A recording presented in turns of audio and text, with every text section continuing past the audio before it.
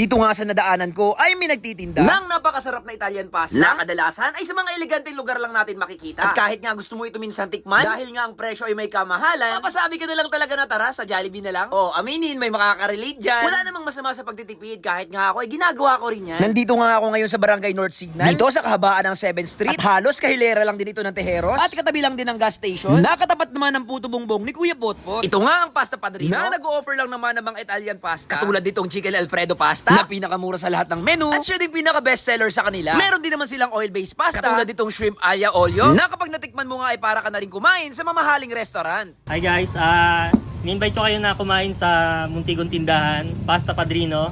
Located to sa North Signal, Taguig, 7th Street. Tapat ng puto bongbong ni Paring Potpot, malapit sa Lugawan sa Tejeros. Bali ang open hours po namin is 4 PM to 12 midnight. Ito po yung mga in-offer namin.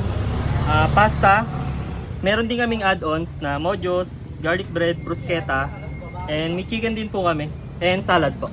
Yun. So what up guys, at titikman na nga natin ang isa sa bestseller pero pinakamurang pasta ng Pasta Padrino. Ito sir, ano ang pangalan nyo ulit? Neil po. Si Sir Neil, napakagwapo. Guys, so gwapo.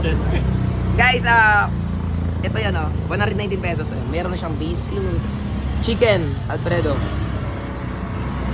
Yung wild sauce, grabe. Pinagawa pa lang kanina, napakabango na. Yung aura nung amoy niya, para kang nasa loob ng resto. Mali guys.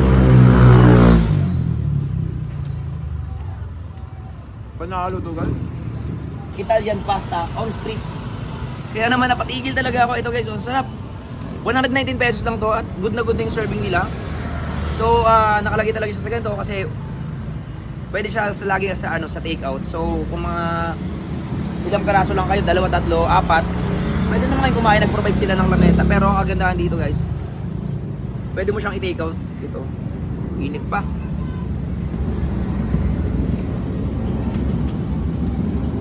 Ang kagandahan, yung pasta nila, al dente. Ang mamahalin. At si Sir kasi nagtrabaho talaga siya sa sikat na kainan dati pa. So dinala niya dito sa sarili niyang version ha. For your information, hindi niya ginaya, hindi niya ninakaw yung timpla. Sarili niyang from the scratch. Siya yung gumawa mismo ng sauce, nakita ko kanina. Panalo. So meron din silang oil base dito guys na tutawagin isa shrimp alia olio. Yun nga yung Italian na pasta. At ang gamit din talaga dito guys is cherry tomato lang naman. Ayan kitang-kita nyo. Di ba? So sialin talaga dito guys. Ayun, tapos may shrimp na rin siyang kasama, dalawa. Bango, amoy na amoy mo pa rin yung yung garlic tsaka yung basil guys.